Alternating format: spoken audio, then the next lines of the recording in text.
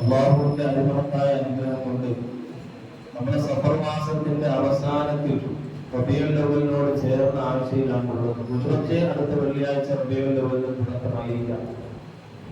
ഈ സന്ദർഭത്തിൽ വളരെ പ്രത്യേകിച്ച് നമ്മൾ ആലോചിക്കേണ്ടത് മുഹമ്മദ് സല്ലല്ലാഹു അലൈഹി വസല്ലം തങ്ങളുടെ മതത്തെ പാടലും പറയലും സഹാബത്തിന്റെ കാലം മുതൽക്ക് ഇങ്ങോട്ട് നമുക്ക് പഠിപ്പിക്കപ്പെട്ടതാണ്. അതിൽ നമ്മൾ ആരും സന്ദേഹിച്ചു നിൽക്കേണ്ട യാതൊരു ആവശ്യവും ഇല്ല.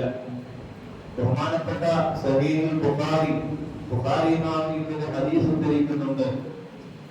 എന്താണ് ഹദീസിന്റെ വിവക്ഷ? അബൂ ലഹബ് എന്ന് പറയുന്ന നബി സല്ലല്ലാഹു അലൈഹി വസല്ലം തങ്ങളുടെ ബന്ധുവിന്റെ ശത്രുവായി മാറിയ ആളാണ്. നബി സല്ലല്ലാഹു അലൈഹി വസല്ലം തങ്ങൾ ജനിച്ചു എന്ന് അറിഞ്ഞപ്പോൾ അന്ന് അദ്ദേഹത്തിന് അറിയില്ല ഇനി പിൽക്കാലത്തിന്റെ ഒരു പ്രവാചകനാകുമെന്നോ ഒന്നും അറിയില്ല. ആ സന്ദർഭത്തിൽ എന്റെ ഒരു ബന്ധുവിന് കുട്ടി ജനിച്ചല്ലോ എന്ന അർത്ഥത്തിൽ അദ്ദേഹത്തിന്റെ ഒരു അടിമ സ്ത്രീയെ ദുബൈബത്തുൽ അസ്ലമിയ എന്ന അടിമ സ്ത്രീയെ മോചിപ്പിച്ചു. ഇദ്ദേഹത്തിന്റെ മരണത്തിന് ശേഷം സ്വപ്നത്തിൽ അദ്ദേഹത്തിന്റെ ഒരു ബന്ധു കാണുമ്പോൾ ചോദിച്ചു, എന്താണ് നിങ്ങളുടെ അവസ്ഥ? വളരെ മോശമായ അവസ്ഥയാണ്. പക്ഷേ അല്ലാഹു തആല മുഹമ്മദ് നബി ജനിച്ച സമയത്ത് അദ്ദേഹം മുഹമ്മദ് നബിയാണെന്ന് പോലും എനിക്കറിയാതെ ഞാൻ അതിൽ സന്തോഷിച്ചതുകൊണ്ട് എനിക്ക് എന്റെ വിരലിന്റെ ഇടയിലൂടെ എല്ലാ തിങ്കളാഴ്ചയിലും എനിക്ക് വെള്ളം നൽകുന്നുണ്ട്. അഥവാ എനിക്ക് എന്റെ ശിക്ഷയ്ക്ക് ലഘൂകരണം ലഭിക്കുന്നു നബി തങ്ങളുടെ ജന്മത്തിൽ സന്തോഷിച്ചതുകൊണ്ട്. പ്രിയമുള്ളവരെ, ഇത് ബഹുമാനപ്പെട്ട ഇബ്നു ഹജർ അൽ അസ്ഖലാനി റഹ്മത്തുള്ളാഹി അലൈഹി അവിടുത്തെ ഈ ഹദീസ് വിശദീകരിച്ചുകൊണ്ട് നമ്മൾ പഠിപ്പിച്ചു വരുന്നുണ്ട്. മഹാന്മാരൊക്കെ അഇമ്മത്തുകളൊക്കെ നമ്മളെ പഠിപ്പിച്ചു, നിങ്ങൾക്ക് നബിദിനം ആഘോഷിക്കാം, സന്തോഷിക്കാം. അതിനൊരു തെളിവ് നമ്മൾ ചിന്തിക്കുകയല്ല. ചിന്തിക്കേണ്ടത് നമ്മുടെ മക്കളുടെ കല്യാണം വരുമ്പോൾ നമുക്ക് തെളിവ് വേണ്ട. അല്ലെങ്കിൽ നമ്മുടെ വേണ്ടപ്പെട്ടവരുടെ ഒരു സന്തോഷം വരുമ്പോൾ അല്ലാഹു തആല തന്നെ ഉത്തരവിധങ്ങളിലൂടെ നമ്മളോട് കൽപ്പിച്ച് നമ്മളൊരു കുട്ടി ജനിച്ചാൽ നമ്മൾ ആ കുട്ടിയുടെ ജന്മത്തിൽ സന്തോഷിച്ച് എന്ത് ചെയ്യും? അഖീഖാക്കുകയാണ്. ഏതായാലും പ്രിയമുള്ളവരെ, നബി സല്ലല്ലാഹു അലൈഹി വസല്ലം തങ്ങളുടെ ജന്മത്തിലല്ലാതെ പിന്നെ നമ്മൾ എന്തിനാണ് സന്തോഷിക്കേണ്ടത്? നിങ്ങൾ ആലോചിച്ചു നോക്കൂ. ബഹുമാനപ്പെട്ട ഇമാമുൽ സുയൂത്തി റളിയല്ലാഹു അൻഹു അവിടുത്തെ അൽ ഹാവിയിൽ ഫതാവയിൽ ഒരു ചോദ്യത്തിന് ഉത്തരം കൊണ്ടുവരികയാണ്. ഞാനത് പറയുന്നത് നബി സല്ലല്ലാഹു അലൈഹി വസല്ലം തങ്ങൾ ജനിച്ചത് എന്നാലോ റബീഉൽ അവ്വലാണ്, വഫാത്തായത് തൊട്ടാന്റെ റബീഉൽ അവ്വലിൽ തന്നെ. അപ്പൊ നിങ്ങൾ സന്തോഷിക്കുകയല്ല, നബി നമ്മുടെ വഫാത്തിൽ നിങ്ങൾ ദുഃഖിക്കുകയല്ലേ വേണ്ടതെന്ന ചോദ്യത്തിന് മഹാനവകൾ മറുപടി കൊടുക്കുന്നത് അങ്ങനെയല്ല. നിങ്ങൾ സന്തോഷിക്കണം. കാരണം എന്താണ്? വിലാദത്തുഹു സല്ലല്ലാഹു അലൈഹി വസല്ലം അഅ്ളമു നിഅമി അലൈനാ. അല്ലാഹു തആല നമുക്ക് ചെയ്ത അനുഗ്രഹങ്ങളിൽ ഏറ്റവും വലിയ അനുഗ്രഹം നബി സല്ലല്ലാഹു അലൈഹി വസല്ലം തങ്ങളുടെ ജനനമാണ്. എന്നാൽ വഅഅദമൽ മസാഇബ് ലനാ വഫാത്തുഹു. നബി സല്ലല്ലാഹു അലൈഹി വസല്ലം തങ്ങളുടെ വഫാത്ത് നമുക്ക് സംഭവിച്ചിരിക്കുന്ന ഏറ്റവും വലിയ മുസീബത്താണ്. എന്നാലോ ശരീഅത്തു ഹദ്ദത്ത്, നമ്മുടെ ശരീഅത്തെ ഇസ്ലാമിനെ പ്രേരിപ്പിക്കുന്നത് എന്തിനാണ്? നിങ്ങൾക്ക് ലഭിച്ച അനുഗ്രഹങ്ങളിൽ നിങ്ങൾ സന്തോഷം പ്രകടിപ്പിക്കുക. നിങ്ങൾക്ക് ലഭിച്ച അനുഗ്രഹങ്ങളിൽ സന്തോഷം പ്രകടിപ്പിക്കുക. നമുക്ക് ലഭിച്ച അനുഗ്രഹങ്ങളിൽ ഏറ്റവും വലിയ അനുഗ്രഹം അപ്പൊ നമ്മൾ അതിൽ സന്തോഷിക്കണം. നമുക്ക് ലഭിച്ച ഏറ്റവും വലിയ മുസീബത്ത് ഏതാണ്? അതിന് നിങ്ങളുടെ വഫാത്ത്. ആ വഫാത്തിൽ നമ്മൾ അതിൽ ക്ഷമിക്കുകയും വേണം. ഒരിക്കലും ഒരാളെ മരിക്കുമ്പോൾ അദ്ദേഹത്തിന്റെ പേരിൽ കരയലോ ദുഃഖാചരണം നടത്തലോ സൽക്കർമ്മമായിട്ട് ഇസ്ലാം പഠിപ്പിച്ചിട്ടില്ല. നമുക്ക് വിഷമമുണ്ടാകും. ആ വിഷമത്തിൽ നമ്മൾ ദുആ ചെയ്യുന്നതല്ലാതെ അത് വിഷമം ആചരിക്കുക അങ്ങനെ ഒന്നും ഇസ്ലാമിലില്ല. അപ്പൊ ഏറ്റവും വലിയ നേട്ടത്തിന് നമ്മൾ ശുക്ർ ചെയ്യണം പ്രിയമുള്ള മുഅ്മിനീങ്ങളെ.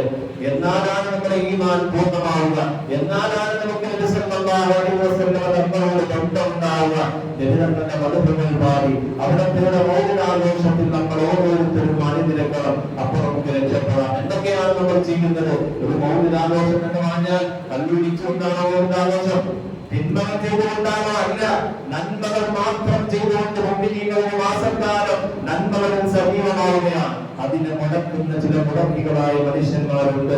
അല്ലാഹു നമ്മളെ അവരെ തൊട്ട് കാത്തു സലാമത്താക്കുമാറാകട്ടെ. ഒരിക്കലും അതിനെതിരിൽ നമ്മൾ ശ്രദ്ധിച്ചു പോകുന്നത് ഈമാൻ നമുക്ക് തെളിച്ചു പോകും.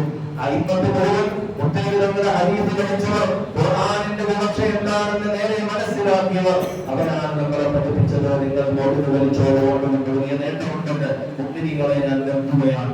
ഈ മൗലികാഘോഷത്തിൽ നമ്മുടെ നന്മകളൊക്കെ ചെയ്യുന്നതിന്റെ കൂടെ ഒരു കാര്യം ഓർമ്മപ്പെടുത്താനുള്ളത്, പാവങ്ങളായ മനുഷ്യർ നമ്മുടെ നാട്ടിലുണ്ട്. ഇപ്പോഴത്തെ മഴയിലെ കെടുതിയിൽ എത്രയോ നാടുകളിൽ വെള്ളം താഴ്ന്നില്ല. നമ്മുടെ വടക്കൻ കേരളത്തിലൊക്കെ പല നാടുകളിലും വെള്ളം താഴ്ന്നില്ല, വീടുകളിലും വെള്ളം കയറിയിരിക്കുന്നു. വീടുകൾ നശിച്ച ഒരു സാഹചര്യം, പലരുടെയും കടകളും കച്ചവട സ്ഥാപനങ്ങളും നശിച്ചു പോയ സാഹചര്യം ഉണ്ട്.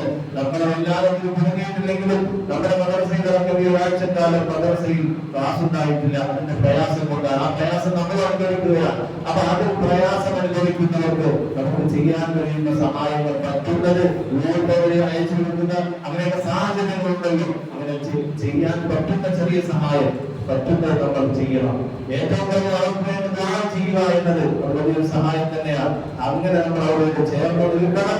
ഏതൊരു മനുഷ്യന്റെയും നന്മ നമ്മൾ ആഗ്രഹിച്ചുകൊണ്ട് മുന്നോട്ട് പോകാൻ അല്ലാഹു നമുക്ക് വലിയ ഖൈറ് തരും. മുത്തനബി സല്ലല്ലാഹു അലൈഹി വസല്ലം തങ്ങൾ പറഞ്ഞത്, ലാ യുമിനു അഹദുക്കും ഹത്താ യുഹിബ്ബ ലിനഫ്സിഹി ഹത്താ യുഹിബ്ബ ലിഅഖീഹി വ യുഹിബ്ബ ലിനഫ്സിഹി.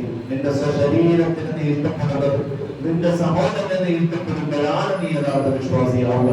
അതുകൊണ്ടാണ് മുസ്ലിങ്ങളെ ബഹുമാനപ്പെട്ട മൂസാ നബി അലൈഹിസ്സലാത്തു വസ്സലാം സ്വന്തം നാട്ടിൽ പ്രശ്നമായിട്ട് നാടുപേക്ഷിച്ച് മദീനയിലേക്ക്, ഒരു പരിചയമില്ലാത്ത നാട്ടിലേക്ക് ചെന്നു. അവിടെ ചെന്നിട്ട് ഇങ്ങനെ വിശ്രമിക്കാൻ നിൽക്കുമ്പോൾ ഒരു കിണറിന്റെ ചുറ്റും കുറെ മനുഷ്യന്മാർ കൂടി നിൽക്കുകയാണ്. അവരുടെ ജീവികൾക്ക് വെള്ളം കൂടിക്കൊടുക്കാൻ വേണ്ടി അവരങ്ങനെ കഷ്ടപ്പെടുന്നതിന്റെ ഇടയിൽ രണ്ട് പെൺകുട്ടികൾ മാറി നിൽക്കുന്നുണ്ട് അവരുടെ പിന്നിൽ.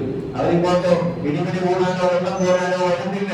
ബഹുമാനപ്പെട്ട മൂസാ നബി അലൈഹിസ്സലാം അവരോട് ചെന്ന് ചോദിച്ചു, സൂറത്തുൽ ഖസസിൽ നിന്ന് വിവരിക്കുന്നുണ്ട്.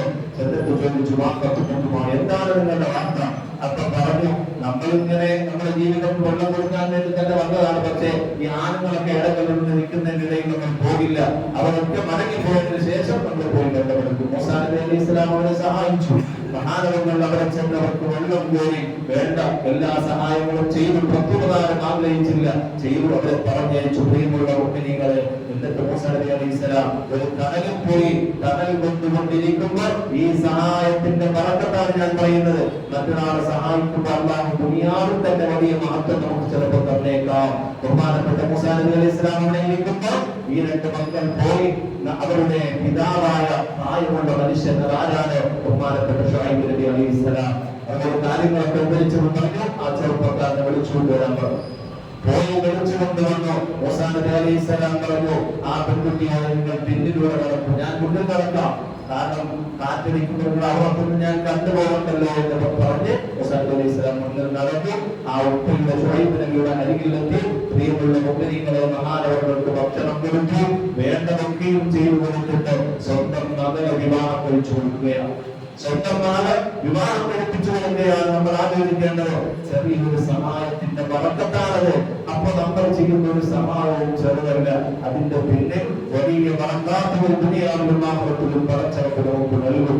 അല്ലാഹു തആല ഈ റബീഉൽ അവ്വലിൽ നമ്മുടെ മൗലിദും മറ്റുള്ള കാര്യങ്ങളൊക്കെ നടത്തുന്നതിന്റെ ഇടയിൽ പാവങ്ങളെ സഹായിക്കാൻ കൂടിയൊരു മനസ്സ് അല്ലാഹു നമുക്കൊക്കെ നൽകി അനുഗ്രഹിക്കുമാറാകട്ടെ. നമ്മുടെ പള്ളിയുമായി ബന്ധപ്പെട്ട വസ്തുവാങ്ങുന്നതിലേക്കും ഒക്കെ പ്രിയമുള്ള മുഅ്മിനീങ്ങളെ, നമ്മുടെ പരമാവധി സഹകരണങ്ങൾ ആവശ്യമാണെന്ന്